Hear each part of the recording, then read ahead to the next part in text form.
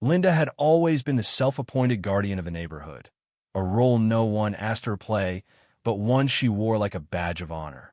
She saw herself as the last line of defense against anything or anyone she deemed out of place. But her so-called vigilance had crossed into obsession the day a new homeowner moved into the house across the street. Derek Walker was everything Linda feared: successful, confident, and, most unsettling to her, black. In her narrow mind, there was simply no way a black man could afford a home in their upscale neighborhood without some shady dealings. She didn't have proof. She didn't need it. Her bias was evidence enough. At first, she just observed from behind her cream-colored curtains, peeking through the slats as Derek went about his life. She memorized his routines: when he left for work, when he came back, and when the house sat empty, ripe for inspection. Each day, she scribbled notes in a little spiral-bound notebook she titled Neighborhood Watch. But passive observation wasn't enough for Linda. She needed proof. Something, anything, to validate the growing narrative in her mind. One morning, after watching Derek drive off in his silver SUV, Linda saw her opportunity.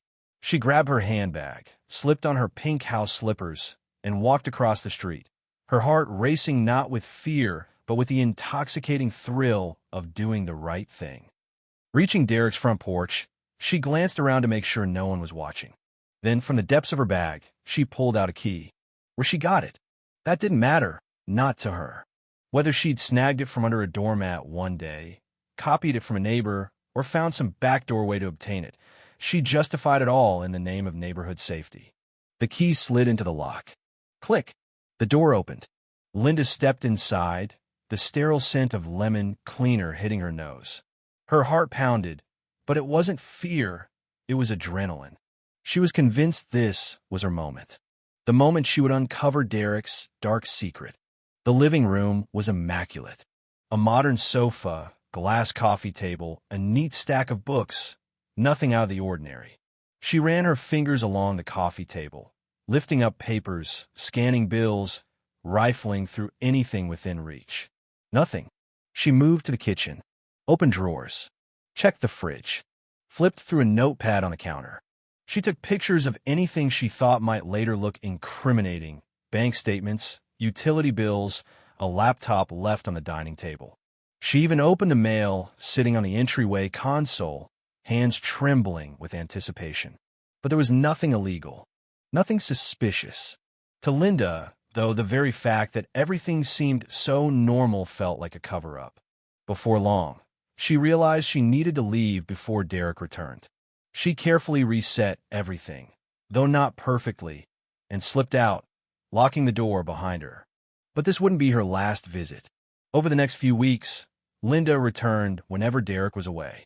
Each time, she dug deeper, through closets, drawers, files, desperately seeking the truth she was sure was hidden somewhere in his home.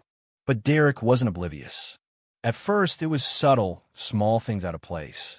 His mail shuffled oddly, a drawer slightly ajar, his house keys sitting just an inch away from where he usually left them.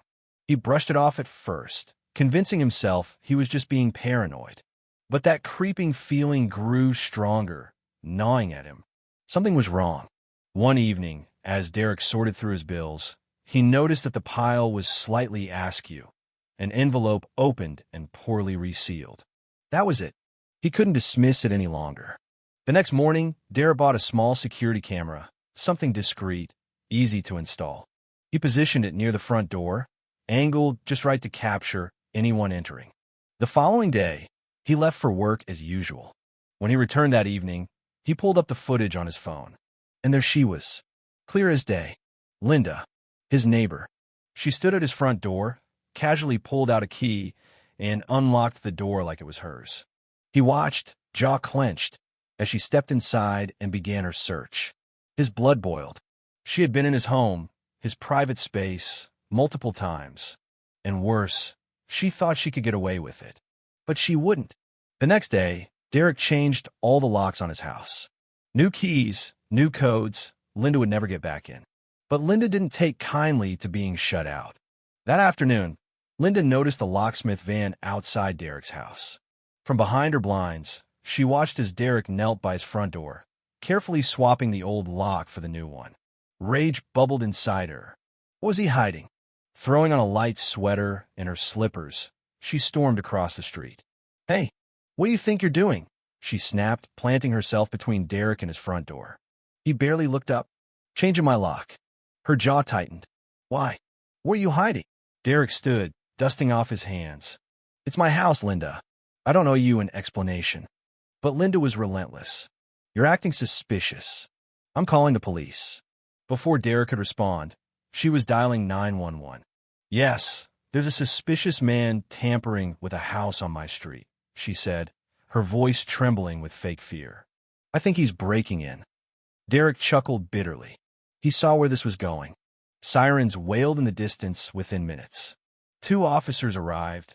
Officer Jenkins, a tall, seasoned cop with skeptical eyes, and Officer Rivera, a younger officer with a sharp, no-nonsense demeanor. Linda waved them over wildly. "Officers, thank God you're here. He's breaking into that house." Officer Jenkins turned to Derek. "Sir, can you explain what's going on here?" Derek stayed calm. "This is my house. I'm changing my locks because someone's been breaking in." Linda gasped theatrically. "That's a lie.